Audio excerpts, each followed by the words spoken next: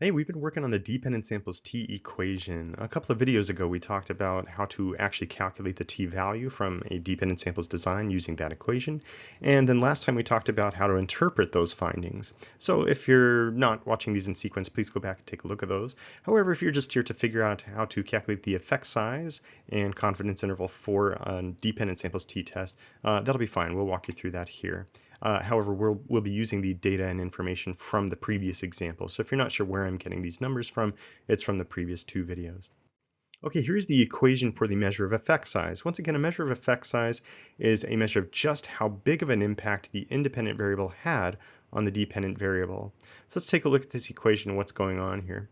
So this is the mean difference. I'm using a slightly different symbol here than I used in the previous equation. In the previous equation, I had the sum of the different scores from the x variable divided by the total number of different scores there were. That just gives us the mean difference. So I've decided to just use this symbol for this particular case, but it's the same thing. And then down here, we've got the standard deviation of the difference scores. As you can see, if you've been following these videos in sequence, hopefully this looks relatively familiar. Okay, we already have all of this information, so I'm not going to go through every single one of these, but it's all taken from our independent samples t equation. Let's take a look at these equations side by side. So you can see here, this is the Cohen's d equation that we're going to be working on here. This was our t equation from the previous video. Once again, this was the mean difference. I've just changed the symbol to that. We're subtracting the estimated mean difference, but we don't need to do that anymore for d, so I just leave that out. And then here is, this is the standard error, obviously, because we're dividing by this, and we don't divide by that over here, so that this is just the standard deviation. If we were dividing by that, then it would be the something called the standard error of the mean. But we're not interested in that. So this is where we get all of that information. If you go back to our t equation, you can just pull those values out of there.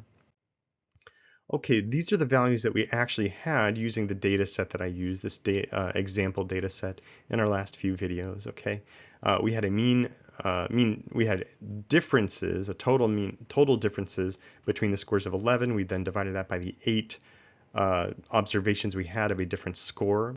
So then 11 goes here also, the sum of the scores, This was the sum of the squared scores, of course, and this is again the number of observations we had with different scores. Okay, so that's where I got all of that. As you can see, I just took that, moved that over, and then everything else right up here moves over here. Okay, now of course we just do the math. I'm not going to walk through every step because we've already done the math. So here we go. This is all from our previous work, of course. We end up at this space, essentially. Our mean difference between time 1 and time 2, in this case, was a mean difference of cigarettes before and after the intervention. So we have a reduction of an average reduction, I could say, of 1.375 cigarettes from time 1 to time 2 following our intervention. That's all that is. And then this is, of course, the standard deviation of cigarettes between time 1 and time 2, the standard deviation of the difference in cigarettes from time 1 to time 2. So, of course, the ratio there, it gives us 0.91. And we interpret that the same way we interpreted the Cohen's d for our independent samples t-value. There's no different metric there. So as you can see here, we're looking at a large difference, or a large effect size, you could say, a large impact of our hypnosis intervention on the number of cigarettes smoked before and after that particular intervention. So what we end up with is a large effect size because it's at least 0.8 from 0, and in this case it happens to be positive, and so therefore we have a large effect size. This is how the APA, or the American Psychological Association, would summarize a dependent samples t test results. You specify that it is dependent samples. You give the degrees of freedom, which in this case, of course, were 7, and there were the actual t-value was 2.58. Again, this is all from a previous video. If you're not sure where we're getting this, it was statistically significant. We covered all that before. Now we simply add in that we did have a large effect size. Great. Now we need to calculate the confidence interval. So once again, the confidence interval is an estimation of just how close we got to the population's true mean difference value between time 1 and time 2.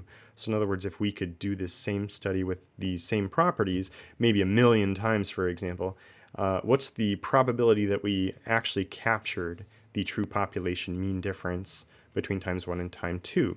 using just our little sample. So here's the equation for that. Again, looks very similar to the one we covered for the confidence interval for independent samples. As you can see here, in this case, we're starting with the mean difference once again. We started with the mean differences in an independent samples confidence interval equation.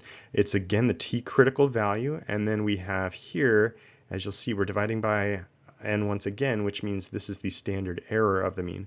So we've got the standard deviation here, but then we're also dividing it one more time by n, meaning that this is actually the standard error of the mean. Now, again, the terminology is not exactly important as long as you understand where we're getting these numbers and how to find these numbers. So, of course, we had all of this from our previous t equation. The values are still up all there. You can rewind this video if you're not sure where to get this. Okay, so of course the numerator was still 1.375. That is the mean difference in cigarettes smoked between time 1 and time 2. We had a critical value of 1.895 with a test with 7 degrees of freedom, and we were using the one-tailed criterion.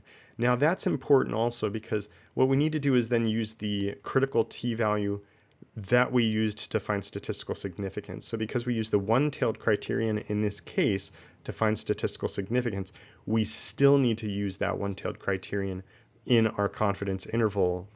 Otherwise, if you don't do that, if you use the one-tailed criterion for one and the two-tailed criterion for another, what you'll see happen is that sometimes one of them will say it is statistically significant and the other will say that it is not, and vice versa. So that's a concern. So you always use the same one. Two-tailed test criterion also uses the two-tailed critical value for the confidence interval. Okay. The denominator we had was 0.5324. So again, that's the standard error of the mean, which we had in the previous presentations. So here's what we have then. This is what our confidence interval looks like. We start off with the mean difference that we actually found. Then we add and subtract these things, okay, the critical value for our particular test and the multiplied by the standard error of the mean. Okay, so to compute that, we'll do this. The very first thing that we can do, well, yeah, first we'll multiply these two things by each other to get 1.009. If you don't believe me, you can multiply those and just see what you find. Should be the same. Okay, the first thing we'll do is get the upper limit. To do that, we add, of course, 1.009 and 1.375, and of course we get 2.3839. I'm rounding to 4 decimal points. That's probably more than you actually need, but just so that we're all on the same page. Okay, so what this actually means is that we're 95% confident that the true population's mean difference between time 1 and time 2, with the intervention in between, the hypnosis scenario, would probably not have been larger than 2.3839. In other words, we wouldn't expect a mean difference of cigarettes smoked to be larger than 2.3839 cigarettes between time 1 and time 2, given what we saw in this particular study. To find the lower limit, we simply subtract the two values, okay? So in other words, we start at the mean value we saw, and then we take away this value that we calculated before to get the lower limit, the lowest likely limit that we would have seen. And of course, 1.375 minus 1.009 is 0.366. So again, we interpret this the same way. It's just that we probably wouldn't see a mean difference of less than 0.366 cigarettes between time 1 and time 2. Okay, and we're 95% confident that it would be that. So in other words, we probably wouldn't have seen anything outside of those two bounds. Now again, same thing with statistical significance that we covered in the independent samples confidence interval. With a dependent samples, it's the same thing that if 0 is not between these two limits, it should match up perfectly with your estimate of statistical significance here. Because 0 is not in between these two bounds of 0.366 and 2.829, that means that this is statistically significant because it's not likely that the mean difference actually was 0.